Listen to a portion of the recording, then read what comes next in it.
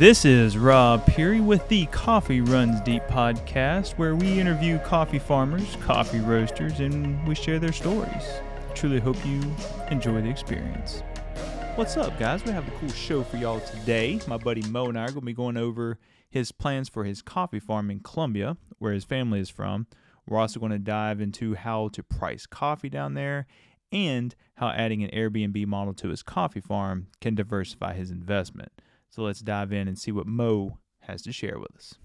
Welcome to the Coffee Runs Deep podcast. I'm your host, Rob Pirie. And today we have a special guest, Mauricio Botero. And I'm actually sipping on some of their coffee now. It's a carbonic maceration coffee. But first, go ahead and introduce yourself and then tell them what you're kind of cooking up and roasting up. Oh, where do we start? So, hello, everybody. My name is Mauricio. I am a Colombian American, first generation born in Miami, Florida, but all of my family comes from Colombia, and they all come from the same city in the same town. So growing up, very in a bubble of South Florida, growing up Hispanic, and drinking coffee since I was a little kid. For us Hispanics, it usually starts with café con leche. They put, some hot milk, some sugar, and that's a very, very typical way to grow up drinking coffee. But fast forward, joined the Marine Corps to get out of Miami, believe it or not. That was my way to figure out how to get out of there, and did computers and became a computer professional after I got out, and did pretty well. So fast forward, I'm doing pretty good in my job. I got into sales in the computer world and started looking at building wealth. So I got into real estate, and I know this is weird because we were talking about coffee, but I promise you I'm getting there. And so fast forward, I'm getting to the real estate investing world, learning how to value property, how to buy undervalued property, improve the value of it. I'm learning about tenants and keeping them happy. And fast forward, I going to visit my family all the time in Colombia, and all my family, uncles, aunts, cousins. My dad lives in Colombia, and as I come back and I'm talking to my sales coworkers and I'm talking about real estate all the time, bugging them all the time about real estate. They're like, listen, you want me to buy a house with you in this city here, this city there, that's all fine, Andy. I want to go to Colombia with you. Like, let me know when I can go with you to Colombia. I want to go on these horse rides you're talking about. I want to go to these coffee farms you're talking about. And you let me know when you do something with coffee there. And I was like, oh, okay. Seed planted a little bit. And so fast forward, I get offered or I get a prospective passive investment deal brought to me from some of the real estate people I follow. Invest in this coffee farm in Panama. So the deal was, let's say like $15,000. You get a slice of land from a large land that they kind of sliced out in lots, and it's your land titled in your name, and we will manage it for you, farm it for you, and you just get profit from it, right? I was like, oh, that's pretty cool. Only in a coffee farm, man, that's awesome. But, a little ego in me. Why don't I buy Panama coffee? I'm Colombian, right? I don't even drink Panamanian coffee. I don't think I've ever even had it. I could do this in Colombia. And then I get offered a passive investment deal in a coffee farm in Colombia. And this one is more formal real estate syndication route. And they're raising money from a pool of passive investors. They're going to buy 2 or 3 farms. They're going to improve the beneficio or the wet milling and dry milling equipment there on the farm. They're going to then get another round of funding and really kind of change things of how farms are bought in Colombia. And I was like, wow, okay, now we're talking. But it's not in the state where my family's from. It's not in the city where my family's from. It's like, man, I could probably do this. So I call my dad. Hey, Dad, I got offered this. What do you think? He goes, no, your cousin is this, your uncle is this. Did you know my best friend's a coffee consultant? Did you know your tia is a accountant? And I was like, what? So I go down the rabbit hole, and lo and behold, I'm starting my own coffee farm / vacation rental in Colombia, using the experience that I have and the things I've learned in real estate to pull a fund of funds together from coworkers, friends, family, and we're going to buy a farm. We're going to buy a farmhouse, rent it out, short-term rentals, but also it's going to be for where we stay, the investors themselves. So that's the idea. Dude, that's like A lot to That's so unpack there. cool. Yeah, that's so cool, dude. It's like one of those things you already have like kind of the resources down there, the help, the family and stuff like that. So, um, what would they be helping you with the farm, or is this something you and your dad are kind of going to kind of do more on y'all's own, or y'all want to kind of make it more of a family event down there? Kind of yes, but mostly no, right? So I'm trying to run this strictly as a business, very, very tight on things like accounting. Everything's got to be legal. So I got an attorney and an accountant down there in Colombia. It's actually an American firm that expanded into Colombia. So they speak fluent English and they kind of know they use QuickBooks, right? They use things that we're Gotcha. familiar with, but they're ingrained in Colombia. So my dad mostly is going to be my eyes, right? He's my trusted agent. He's my, my consigliere, right? He's going to make sure everything's being done right. But I'm hiring professionals to do their job. I'm a full-time employee. I can't run a coffee farm. I can't be there, picking cherries, right? So I'm hiring a farmer. I'm hiring an administrator. I'll get more into that later. The guy who actually lives on the farm with his wife and runs the day-to-day operations of the farm. I'm gonna have a banker, an attorney, an accountant, and a consultant, right? I'm gonna have multiple consultants, um, helping me improve the farm specialty coffee wise, making sure I get what I want, the varietals that I want, and the scores that I need in order to sell the coffee that I need to make this coffee farm profitable. But then also on the property side, right? A property manager. That's one of the things I'm still struggling with now that I'm still searching is finding that right platform and person to help me manage the vacation rental side of it. Gotcha. Does that answer your So question? yeah, no, that's perfect. So then as far as y'all's coffee and stuff you're going to be kind of producing, have you decided on that yet, like variety and stuff like that, or y'all still kind of picking through all that? I think it depends on what we find, but I know that I want to make specialty coffee only. It's the only way to be really profitable now, and we could definitely talk more about that. The farm I just went to this week, so I just came back from Colombia. The farm that I went to this weekend is run by a guy in the city that my family's from called Armenia. And he has every flavor of specialty coffee varietal you can imagine. He's got pink bourbon, red bourbon. He's got names I haven't even heard of. He's got some experimental stuff. He's got Castillo, Colombia. He's got Caturra. He's got a couple of old Arabicas, like the OG original Arabicas. Um, so not exactly, I haven't figured that part out yet, but first things first, I got to find the right land at the right elevation with the right view that has the space for the cabins or the farmhouse that I want to build. Okay, so you're thinking kind of multi like purpose, like you're saying. So you want a good view, like where you can, get the property rental type stuff going as well. So gotcha. That's going to Exactly. be a cool concept. Now, I think that's a great way to kind of work it too, because if your coffee, prices are down one year, you can always, supplement that with, the income you'd be getting from, like rental season or something like that. What's the seasons like down there? Is it pretty, do y'all get cold like during the winter time, like pretty good, or? They don't know what cold is. Every time I go down there and they're like, "Oh, it's cold." I'm like, you have no idea what you're talking about. Yeah, because you're It up in gets 10 DC, degrees correct? colder. Yeah, so Yeah. I'm here in DC. I'm looking out my window and there's snow, and we're gonna get some more snow today. Then I go to Colombia this past weekend and I'm like shedding layers as I get off the airport in Miami and get to Colombia. So they get winter, and their winter is just a little bit colder, but it's not winter, in our terms, right? However, it does introduce things to their farming. Um, Interestingly enough, I was in this one farm during the winter this weekend. There was a bunch of mosquitoes, and they're like, "Ah, the mosquitoes are out because it's winter." I was like, "What? That doesn't make any sense." I'm used to the inverse, but I guess the weather dropped it into the temperature range that, for whatever reason, made it more for bugs to be out. But they And have this, two main harvests in Colombia. One usually, and this is all depending on what region and what elevation. Everything changes about how high you are and what region you are in the country. But in this part of the country where my family's from, it's usually kind of like a March April thing and a September October thing. And each farm could be different. They still pick coffee throughout the year. small lots, like small collections, but the main harvest is in the beginning of the year, and the main secondary harvest is in the fall. Gotcha. Okay.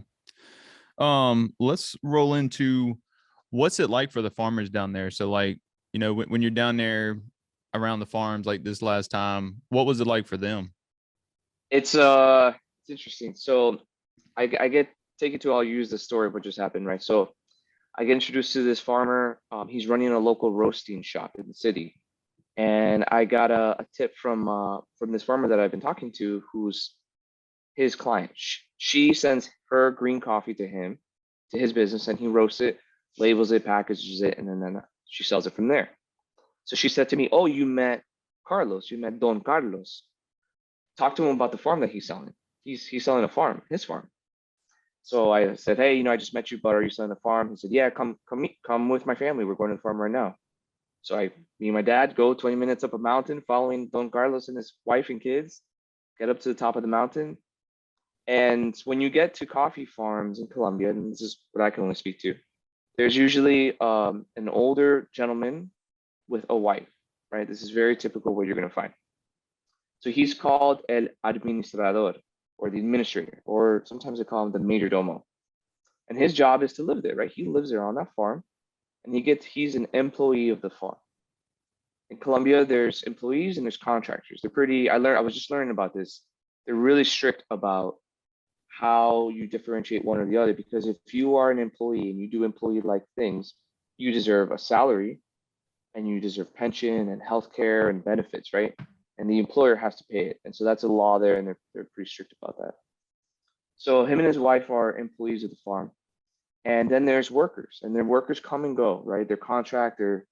They surge up when coffee needs to be picked, and then they surge down when there's nothing to do. And that's the typical way that you find it. So I showed up there, and you got guys with these big hats, with machetes, strapped around their shoulders, and they got the big rubber boots, and they're just eating fruit from the trees, and they're just hanging out, drinking coffee. And then the owner shows up, the farmer shows up, and they kind of, "Hello, Don Carlos. Hello, Don Mauricio." They call me Don, which was pretty cool. And so they start showing you around, and they live there, but they don't live in the main house. They usually have a side house, which is the workers' housing. And that's one of the things that I have 3 things that I want to just do a little different when I go to Colombia. And that's one of them. They live pretty rough. I mean, these aren't glorified, luxury standards of living that they're living in, right? So it's usually kind of transitional housing for the workers who are there for picking season. But then the major domo and his wife have a room and a bathroom. It's not typical that there's hot water. It's not typical that there's, a nice kitchen. It's kind of, they're cooking over wood fire typically. I've seen better, I've seen worse, right? But it's very typical for them to have a kind of stove where you just shove wood underneath a grate, and they cook over open wood fires. There's electricity, that's not a problem. Electricity and running water, not a problem anywhere you go in Colombia. They're very, very good about having very stable electricity and water. I mean, it's literally bubbling up from the ground.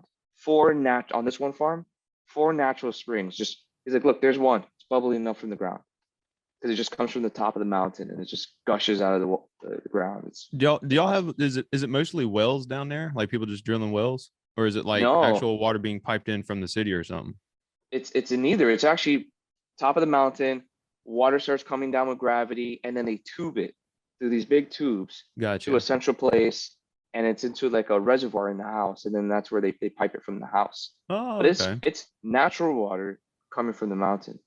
And what I saw recently on this trip, I learned was the Federation of Colombia Coffee Growers, right? The actual organization that runs coffee in Colombia as a service also provides a freshwater source maintained by them, also from the same source, which is the mountain. So in this farm's case, he had 3 water sources, 2 of his own natural and 1 from the Federation that he pays X amount of pesos a month to have fresh water. So what does the pay look like for the farmers and stuff down there, or like for the workers? Is it pretty decent, or is it like, is it, Terrible. can you make enough on a coffee farm to be sustainable down there? From whose perspective, right? So from the administrator's perspective, I was just running the numbers on this last night. And as I'm sitting there and everybody's giving me information about how much they make, and because I'm planning this for my own operational costs of my farm. And if I ran my numbers right, the minimum salary plus health benefits, a little bit of pension that you as the owner pay your employed day-to-day manager of the farm is $421 at today's rate. $421. And what period is that in? That's every month. $421 a month. What can that get you down in like Colombia, around that area? Yeah, I mean, you can eat well, you can drink well, you can't live very well, but like I would get so me, the rich American guy coming into the city, I'm like, Dad, let's eat really nice tonight. We go to the nicest restaurant, and it's let's see, in dollars, it's probably $15. For $15, I ate a steak, glass of wine, an appetizer, and this is like nice food. This is not, like cheeseburgers and hamburger stuff, right? Yeah.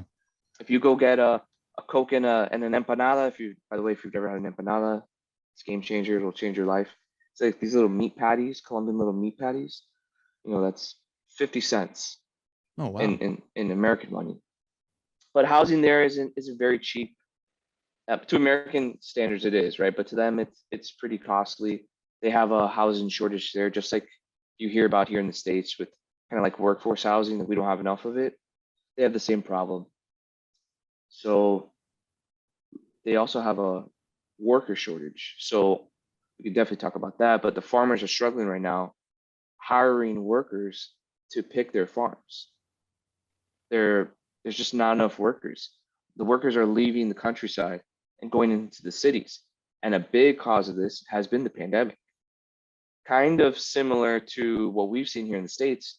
They have a lot of government assistance that went out and told people don't work. But coffee was told you should work, use these safety protocols, use these precautions, and still pick, because it's essential. We need to pick coffee. We need to sell coffee. It's a huge export of ours. But a lot of people did not go back to the countryside. A lot of workers went into the city and haven't come back. So as I'm in the countryside talking to farmers, they're struggling right now with labor to pick coffee. Again, one of the three things I want to fix, and that's one of the reasons why, is I want to improve pay, and I want to improve worker conditions. The third one is I want to improve education. But I'm going to improve pay not just because I want to change things too, but also as a business, I want to attract workers out of the city and have stable workforce in the country working on my farm. Yeah. So how far are you like from the city, like time wise? Would it be 20, 30, 40 minutes or? That's a great question. So the city where my family's from is Armenia, and you have farms north, east, west, south, and you can get into the coffee farms probably 30 minutes, 40 minutes, the good ones. The really exotic far ones, it's about an hour and a half. So I did that trip on this past weekend. I went to one of the most exotic, far away coffee farms at the highest elevation. It's this little pueblo, little town called Genoa. It's spelled Genova. That took about an hour and a half. 30 minutes of that is getting out of the city. And then the other hour is just side of the mountain. You're looking at the car and you're just cliff, right? It's just that kind of driving for an hour. And then you get into these little towns that are kind of in a stick out thing in between mountains. You go to a town and then you go to the next mountain road into the next town and then to the next town. And then, it took an hour and a half to get to this one guy's farm. It's pretty wild. Oh, wow. Is there competition as far as like getting the workers, or like once you have like a few workers that come to your farm, usually they're always coming to your farm, not going next door? Or I don't know if there's necessarily a competition per se, but what I was hearing was that there's people who get a stereotype or notoriety of treating their farmers well, paying them well, paying them on time. That's a big one. And then there's those that don't. And so the pickers, they'll learn, right? They'll talk. because they are, generally speaking, one big kind of group, right? They meet each other in town, they drink beers with each other, or they're working together on similar farms. So they kind of learn which ones they like, which ones they don't like, and they kind of go from there, right? So there is some competition. There's some basic stuff you need to do, or else you'll kind of get blacklisted. Gotcha. You'll be known as one of those guys that doesn't have his stuff together. Let's not work on his farm. And then the inverse, right? Oh, he treated me really well, always paid me, took good care of me. I got to make sure I go to his farm in this picking season. And then what I want to introduce, and this is some of the conversations I was having with some of the farmers this weekend, was I want to be even more attractive as a potential place to work, but not just to, get workforce, but also I want to help, right? I want to get them paid a little bit more. I want to feed them a little bit better. I want to have their living conditions a little bit better. It's good for business too. So How is, as far as like your third thing you want to do, like the education, how would you go about, helping out in that area?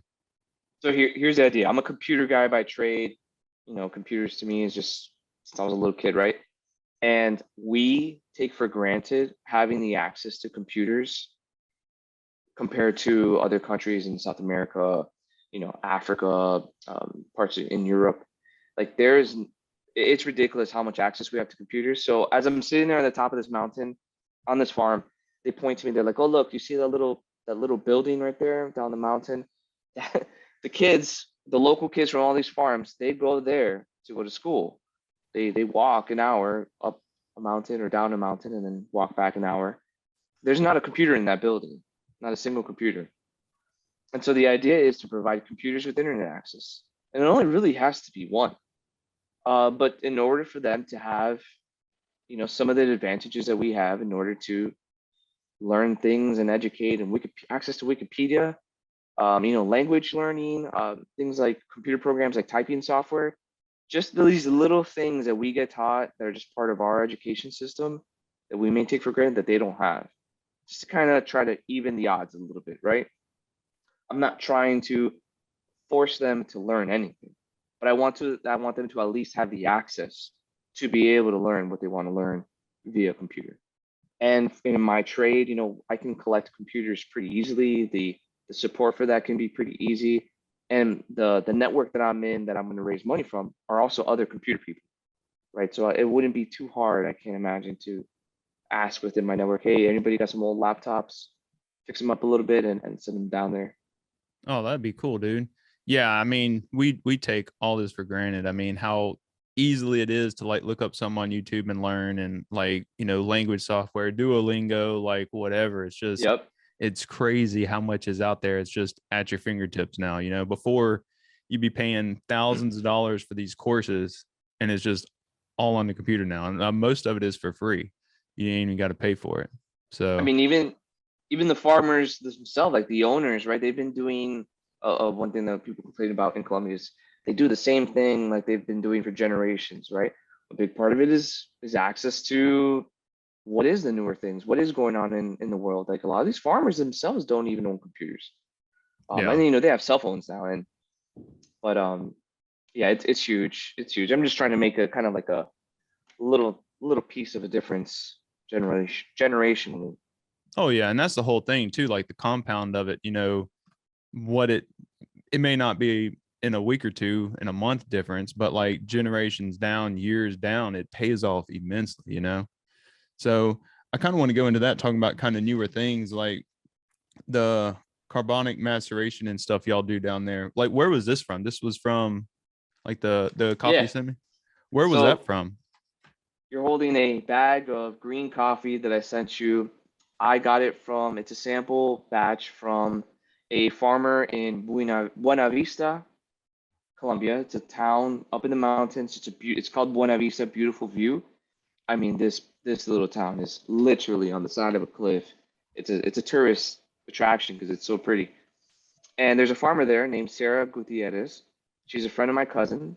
I was talking to my cousin. I said, "Hey, trying to sell some coffee, and who can I talk to?" She said, "Oh, my best friend, my high school best friend, is a coffee farmer in Buena Vista. Talk to her." She speaks English as well, which is pretty cool. And she's part of this newer generation. She's a I have it right, Sarah, if you listen to this, please don't kill me. I think she's a fifth generation farmer. So she goes to college. She goes into microbiology, fermentation, in specialization in coffee in the local university. So she's gonna come back and do coffee. She goes and works on another farm in Colombia, and finally she comes back. She's young. I think she's only like 27, and she comes back to her dad's farm with her husband, who also went into the coffee specialty world in the university, more in the business route, learning about fertilization and how to improve a farm and all about the numbers. So they're a powerhouse couple. So she comes back. She says, "Dad, we're doing specialty coffee. I just learned about fermentation and all this stuff." And he's like, "No." So a little bit of conflict there, but lo and behold, she got her way, and she's making fermented coffees, naturals. She's making honeys. These are all things that her own family had not been doing, did not want to do. Right, a lot of resistance there on changing what they've been doing for years, and because of that, they're able to get specialty coffee prices, which is able to drastically improve the profit that they're making now as a farm. So this is carbonic maceration is one of these processing methods that are newer to Colombia. I didn't even know about it. I barely know about it, but it's some pretty funky stuff. It's using fermentation. It's letting this stuff ferment out with the shell of and the skin of the coffee, cherry still on it, and kind of playing with this. And it's different fermentations. It's not anaerobic. I believe it's a little bit of aerobic. There's carbon dioxide that's letting to break down, and sugars get affected. And I am not an expert in this. I am a sponge. I'm learning as I'm going here. But hopefully you saw the taste is just different than some of the normal stuff we're drinking. Yeah, like most of the time, like when you really a lot of the stuff from South America, you kind of get that chocolatey, like the kind of more of the nutty type flavors and stuff. And I don't know, like this is like winey. It has that acidity to it. It's that sweetness, and it's not like an African coffee, but it's kind of getting towards that acidity and stuff, but it's just different. I don't know. It's like it's hard to. I'd have to definitely drink more and taste more to kind of explain it. It's a different coffee. It's not. I don't know. I like it. I roasted on the little cow yesterday, and I got I probably got enough for about 3 or 4 more little roasts. So I'm definitely going to do it some different ways and kind of see what I get. But I enjoy it, dude. Awesome. That's some good stuff. So are you planning on doing stuff like that too? Yeah, I do, right? So I became a snobby coffee drinker myself in the last couple of years, and as I've gone down my own coffee, venture myself, learning the pour overs, learning the Chemex, learning specialty coffee. At the same time, I was trying to kind of brew up this coffee farm idea. I learned about how much people make in the coffee business, and I started learning about the stories about how in Colombia, my family, my dad's generation back, they just like quit making coffee. It just was not profitable. But that's because it was, sorry guys back home, but it was crappy coffee, right? It was very commodity grade coffee, and the market changed with Brazil and Vietnam. They just mass producing Arabica coffees, and it really disrupted everything. In history, like if you look back at coffee prices, I believe it was the late 70s was a big boom.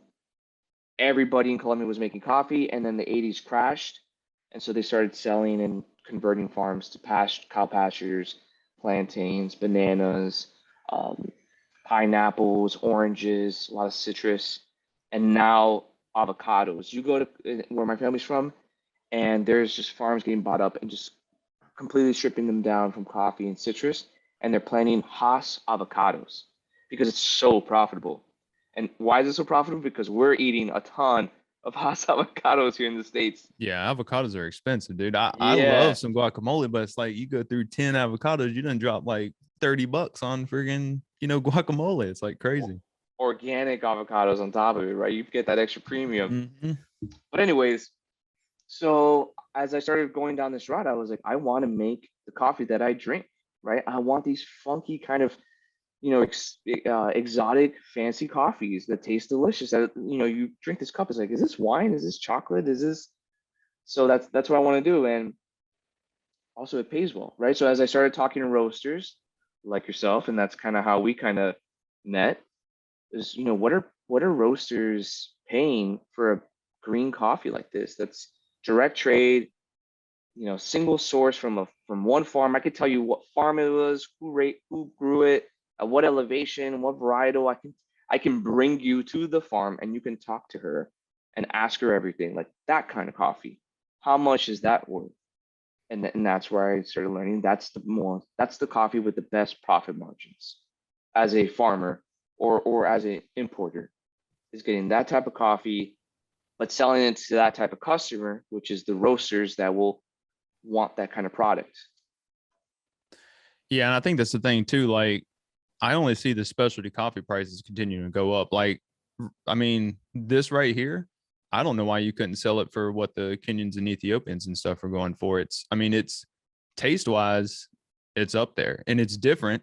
It's not like it's mimicking an Ethiopian or anything like that. It's just a different, great flavor. And I don't know. I think there's a lot we're going to learn over the next, say 5 years or so, 10 years on what people are doing down there with this fermentation and stuff like that. Cause it's definitely changing the taste of the taste of the coffee. And yeah, it's definitely a different quality coming from there like that. So I don't know. That's cool. It's cool that you get to kind of figure out the whole process from the soil to the plant to, basically, to your cup. That's a lot of control, like of your coffee. And I think that's like a cool kind of whole concept of everything. So as far as roasting, are you going to get into roasting, or are you going to try to sell mostly green up here and focus more just on the farm side of it? I am not going to get into roasting. I appreciate roasters. I think I look at it as an art form. I appreciate the art that you guys put into this product that you make, but I'm not an artist, right? I don't have time for that. And I, I'm just gonna be focused on the business side and trying to kind of put all these things together in a different language, in two languages, right? And two different countries. And I will let the specialty roasters do their thing. And I just want to introduce new coffee to them that they haven't had access to, Yeah. and vice versa. I want to provide access to Colombian farmers who some of them had no idea that we Americans will pay $18 for a bag of coffee. And when I tell them that, like, they mind blown. They can't even imagine it. Yeah. And that's like, I mean, for specialty, that's like just average now, like Don't there's, tell them that. They will cry. They will I literally know cry. it's crazy. So where do you feel like, I mean, I don't know how deep you've kind of dove into the prices and stuff yet, but what would you be willing to sell like green coffee for down there, like per pound? Have you thought about that? Like what you would kind of price Yeah. it at? So I ran some math on being just an importer exporter, what that looks like. So Sarah, my farmer who I sent you that sample, to buy her coffee in parchment, right before it gets milled, before it gets dry milled, in Colombia, to export coffee, you have to buy it in parchment from the farmer. To export it, when you kind of take off that outer layer of paper from the bean, that's the product that's controlled for exportation. So to buy her coffee in parchment, to send it to a mill, to take that parchment off, to process it, to analyze it, and to bag it up, to ship it, to export it, to import it, I would have to buy it at $3.50 per pound. If I sold it here for a minimum of $5.50 per pound for a type of coffee that you bought, that you just drink. Obviously, this depends on the type of coffee, the specialty kind of range where it's at. If I can at least sell it for $5.50, I can make enough profit margin where it makes sense for everybody, where it's a win-win. And that's selling it green to a roaster here, importing it here. There's some costs here and there that I haven't figured out. Like, once it lands here at the port, how much is it going to cost for shipping? But those are, I can squeeze that in within that margin. But yeah, that's at least bare minimum. If I could sell $5.50 to a roaster, I think I'm in business. Would you be wanting to do kind of like have that control, or would you be going through like, like a cafe imports type importer, or would you try to be focusing on individual roasters, say, ABC roaster that's, that takes a good bit of coffee if they buy like a whole lot from you or something. Would that be kind of more of your focus in the beginning, selling to like pretty much one good sized roaster? 100%. That's my only focus. I'm hyper focused on that. I don't want to sell to these larger distributors. For example, I went to a local coffee shop here in Virginia, and I asked them. It's a nice shop. They got pour overs, Chemexes. They got specialty coffees, and I asked them, where do you get your coffee from? Distributor, right? So they will never know what farmers gave them their specialty coffee. They can't. There's a man in the middle there that will prevent that. I only want to sell to roasters who I can have a conversation with and say, hey, I just came from Colombia. I got this badass coffee. It tastes amazing. I had it sample roasted. It was certified. It got scored by a taster. What do you think? And they say yes. And do you want to talk to the farmer? Do you want more? Do you want something different? Give me your feedback so I can give the feedback back to the farmer. Or if you speak Spanish, you want to talk to her directly. That's the type of relationship I want to have, and that's the type of roaster I want to sell to.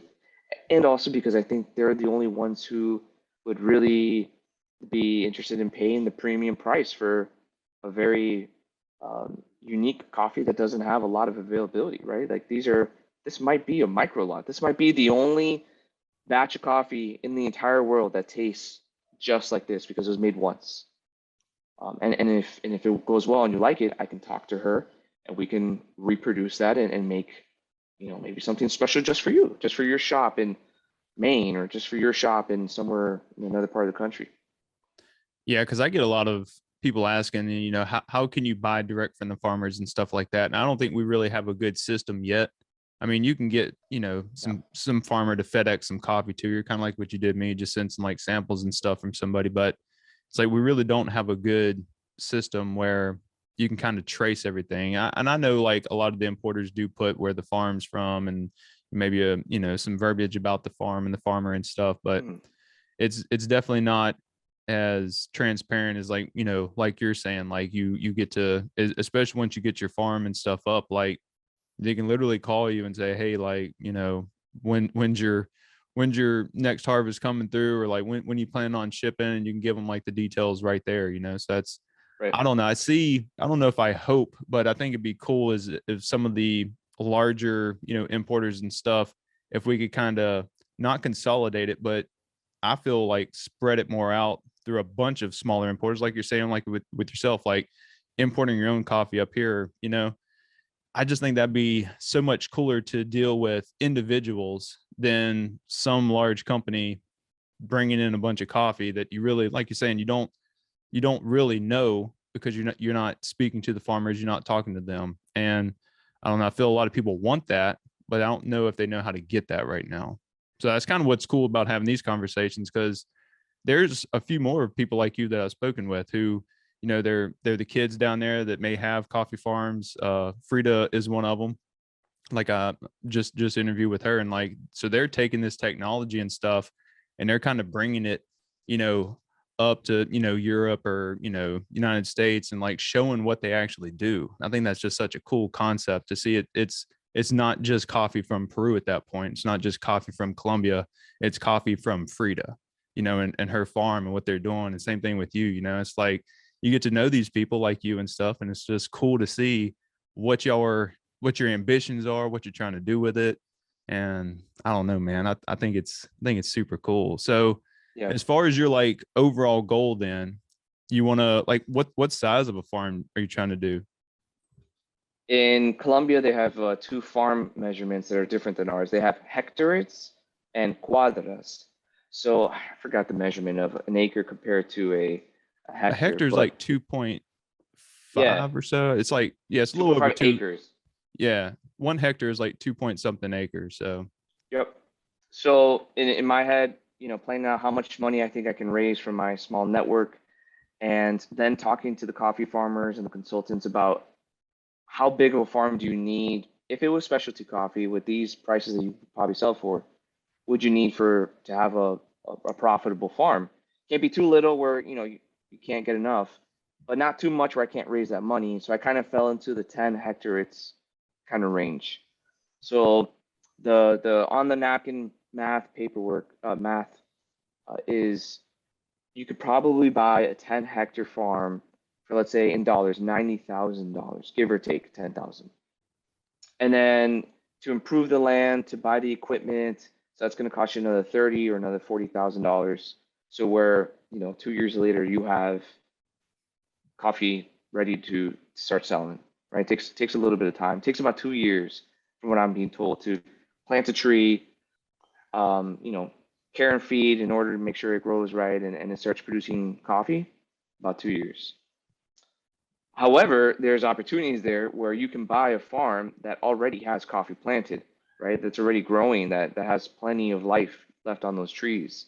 And that's what I undervalued or underestimated when I went on this trip this past weekend. Was this one farm I saw, the story I just told you, he already had coffee growing, specialty coffee, already certified organic. For the same price, he was selling it for $90,000.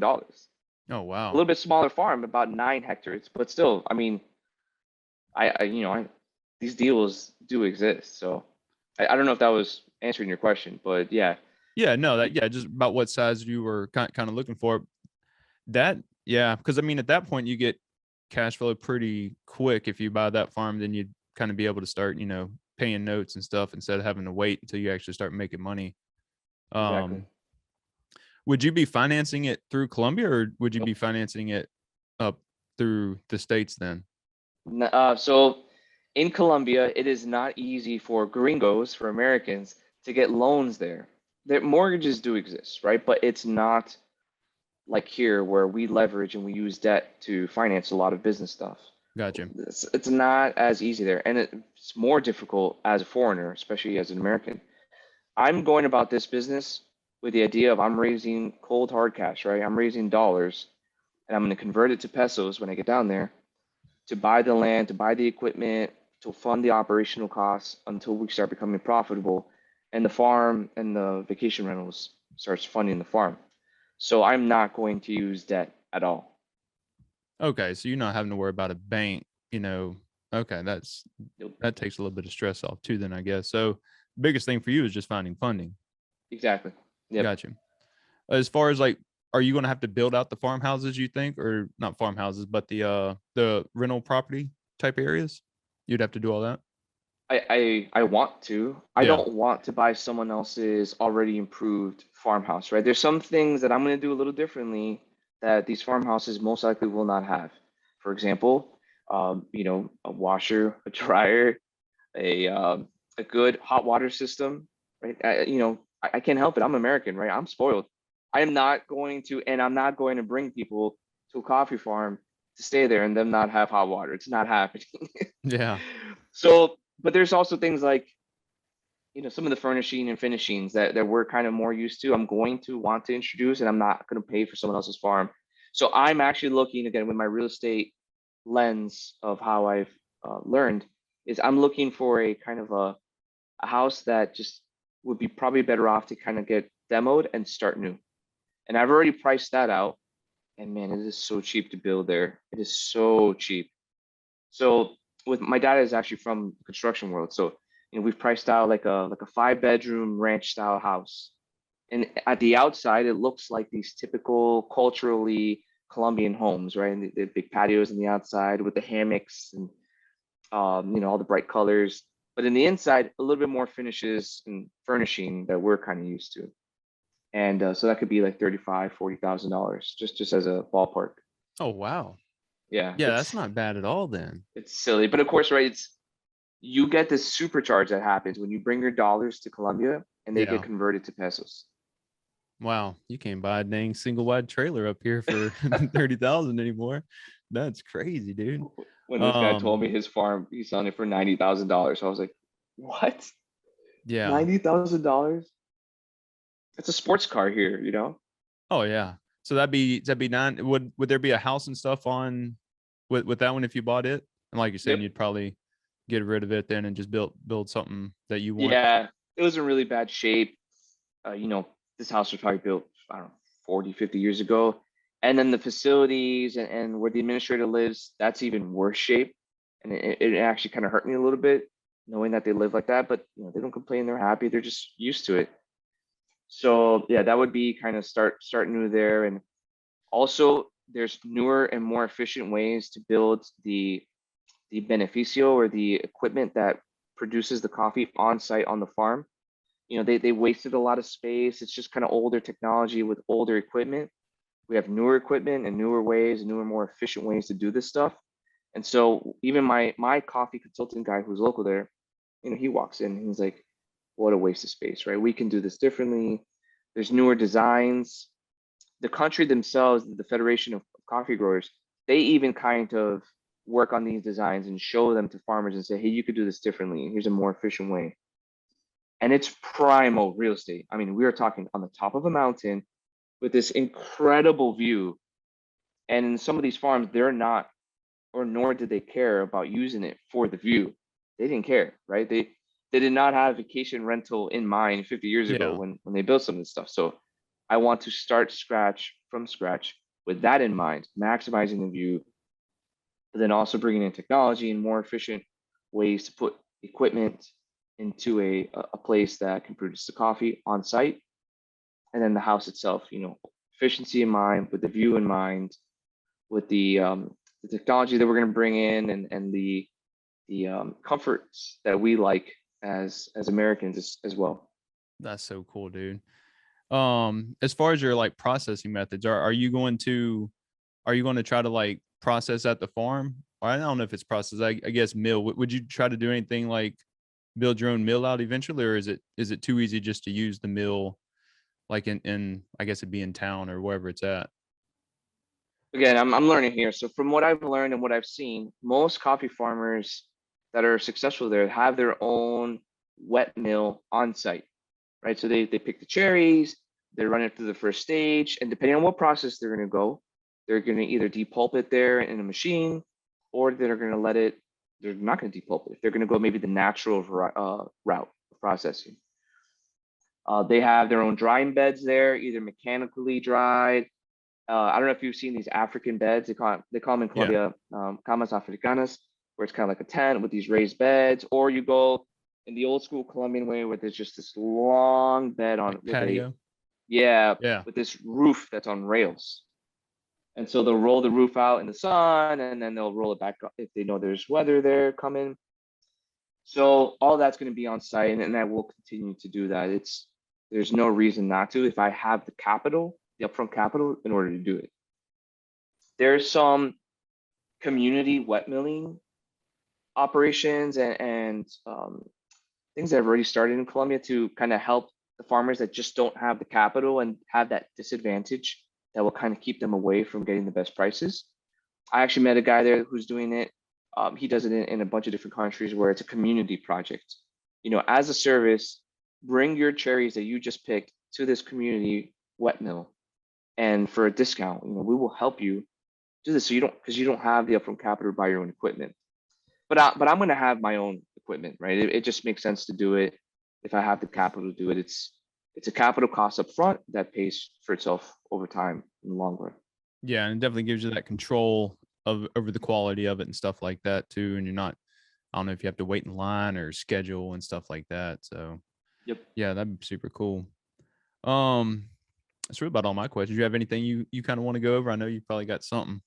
Oh, I got so many questions about roasters. So my next big goal is trying to kind of fine tune, how much will roasters pay for the type of product that I can bring them, both now in the immediate sense, right? Like I have direct access to farmers, they're cousins, they're friends of cousins, and they don't know about our world here in the States about specialty coffee. They wouldn't even know where to start on how to sell their coffee.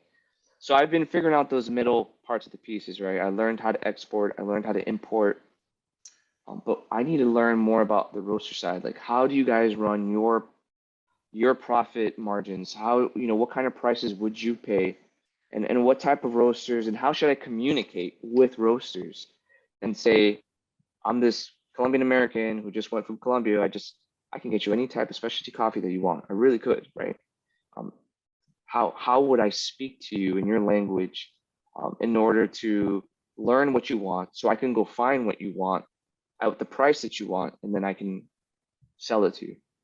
Yeah, I think I think price wise, the best thing to just kind of see what prices would be is just get with Cafe Imports and see they'll send you like a login basically, and you can kind of go and see what all their prices are like for their per pound. It's like in kilos usually. You can also get on other little sites like Sweet Maria's or Coffee Bean Corral and see what Colombian coffees are selling for. But I think what you would be doing down there with this new fermentation type stuff, I don't know if there's a accurate market price for it yet. You know what I mean? So what somebody's selling at Cafe Imports or on Sweet Maria's may not actually represent what this coffee should be priced at. But the thing is, like, I don't know if you're going to be able to get what, a Yemen coffee is right off the bat, which is, sometimes these crazy $30 a pound prices. So it's one of them things, like, I think going to the shows, especially to Coffee Expo and stuff like that, meeting a lot of people, like, if I can help in any way, and like, I mean, we can definitely talk offline, and I'll try to point you in any direction as far as people that I know, larger roasters and stuff like that can probably give you a pretty good idea of what they look for. I mean, definitely sending out samples, doing a lot of cuppings and seeing like, oh wow, this ain't your normal like Colombian coffee, or this ain't your normal stuff, and like what could they price it at, and if you find somebody that you develop that relationship with, maybe they are large enough where they could buy out. I don't know how much 10 hectares, so about maybe say 25 acres. I don't know how much 25 acres of coffee, what that would be produced. Would that be a whole container, 2 containers? I'm not sure, but it may be enough where you could literally sell it to one decent sized roaster over here, and they price and sell your coffee exclusively. And when that happens too, it becomes that scarcity thing where we only sell this, nobody else has it, nobody else can get it because we bought it all, and it's $20 a bag because it's this type of process. So I don't know, there's definitely a lot of ways, and it's one of them things, like, definitely something in the future that a lot of the specialty coffee, people coming up from the farms and stuff, like, I don't know what the price you could get for this if you marketed it correctly. I mean, and that's the whole thing. Like, that's how the markets work, like what somebody willing to buy it for. Somebody literally may be willing to buy it for $8 a pound, $9 a pound. And then maybe somebody's only willing to, pay 3 or 4, like kind of like what you were saying. So it's really just depends, definitely getting some good feedback from somebody that's really good at tasting coffee, I think, is one thing. Getting it scored correctly, and kind of getting that feedback would be, because that's the other thing. Do you know what it's scoring at? Like, have you had like a professional key grader kind of score? Yeah, absolutely. They know, the specialty coffee farmers down there know, and there's local certified graders that do that for them. They'll Gotcha. either send it local in town, or they'll send it to some of the more well-respected Yeah. graders there in other cities of the country. Yeah, and I think that's the thing too, is like, I By the way, I mean, think the one that you're drinking, I think 89, I think 87 or 89 was the one that you're drinking. okay. Yeah, I mean, that's some good coffee, dude. And like what can you create? You know what I mean? Like, what will you be able to create down there once you kind of get rolling, and like you're saying, you learn all these processes and kind of keep expanding and keep, diving into what you can do with it. I think it's gonna be super cool, dude. Um, as far as like roasters, are you wanting to get like a little sample roaster or something? I'm thinking about it. I have a relationship here with here in Northern Virginia with a Colombian lady who imports and exports her own coffee from her own farm in Colombia. She moved to the States and is trying to introduce her family's coffee to our market. But she became a certified grader, and she has her own sample roasters. So I don't see the need for me to get one myself per se, but I could. I mean, to tell you, to be honest, it would be kind of cool to roast my own coffee in the morning and have some Yeah. freshly roasted coffee. No, I'd say definitely starting out, like, yeah, if she'll allow you to, like, even like the samples that you have, go and roast with her and like cup. And for me, I wish I had more people to cup with and communicate with, like, what I'm getting from the coffee. And somebody like her it'd be so beneficial to, roast some coffee there, roast hers, roast yours, see what the differences are, and like the taste, and discuss with somebody like what you're getting, what she's getting. I mean, I would definitely go that route and stick with that if you can, Because I mean, that's some valuable information. How far is she like away from you? Oh, she's only 20 minutes away. Shout Oh out to yeah. Yulima, Paisa Coffee. Look her up. She has her own website where she sells her own coffee, and she can obviously do traceability because it's her family's farm. But she puts her coffee out there. Paisa Coffee. A little plug for her because she's been great and really helpful for me. I got some funny stories about how I ran into her and how I've learned about her as I traveled the country for work. And I go to coffee shops in Northern Virginia, and they have a Colombian specialty coffee. I'm like, oh, where do you get it from? Oh, I get it from this lady named Yolima in Northern Virginia. I'm like, oh my God, that's who I'm working to import and export my own coffee. That she's actually helping me do this. Yeah, and that'd be another thing too, is like teaming up with a roaster up here. And I don't know, creating that, relationship where they only ever buy your coffee and you never even have to really market to anywhere. There's a set price already kind of, from the growing season on that like, hey, this is what you're going to be paying for it. And kind of having that relationship. And it'd be cool if it was somewhere by you, that way you could go and check on the roastery and stuff like that. That would be a cool concept too. That way you can kind of, just keep an eye on your product and kind of see how many people's coming in and trying it and stuff like that. So I Yeah, don't know. It's such a small world.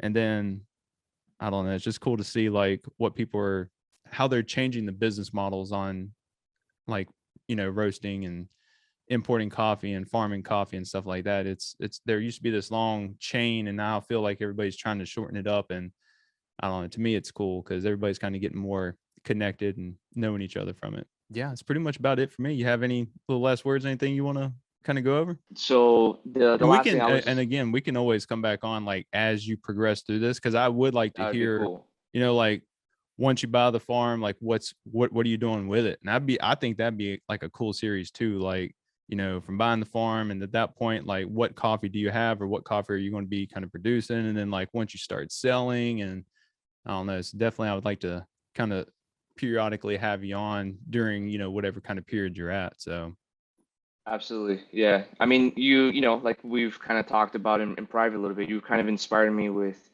documenting this stuff, right? I'm starting a coffee farm. Like I should probably document this.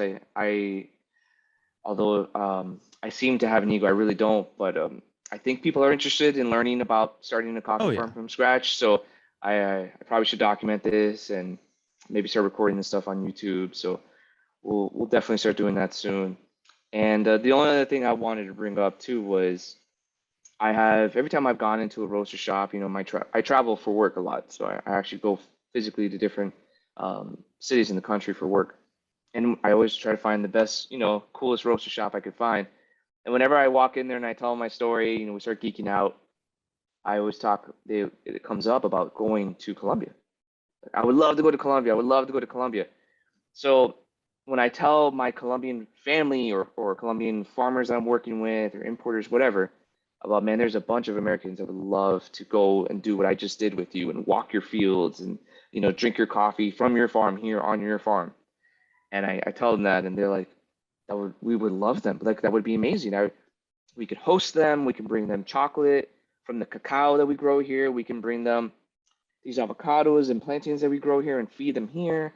We could take them to the river and show them how the old ways of doing things. We could put them on a burro and some donkeys, and we could put the funny hats on them. We could do everything, and then People we can pay big money also for go to the that. roasters Yeah. and do that process and bring them from bean to cup. And there's a guy in Colombia who I've been working with who's already doing that, and trying to either help him scale out and do more of it or do my own kind of variation of it. But that's definitely something I want to do, is not necessarily to make money, but to provide that experience because I can't, right? I'm bilingual. My family lives there. I can walk you through the airport and have a bus pick you up, and from there, like you're good 7 days and you're taken care of. I would love to do something like that, and I'm getting a lot of guidance and a lot of push. That this is something that there's an appetite for, both from the American side of people who would want to do it, but also from the Colombians, anxiously awaiting to help facilitate this. Yeah. And I think as the specialty, market grows over here, people just getting more and more invested in specialty coffee. Like I speak to a bunch of people that want to go down and visit, and the biggest thing I hear is either safety issues or whatever, just time and stuff like that. But there's a bunch of people that definitely want to go. So I think that'd be super cool if you can get this off the ground and make it work.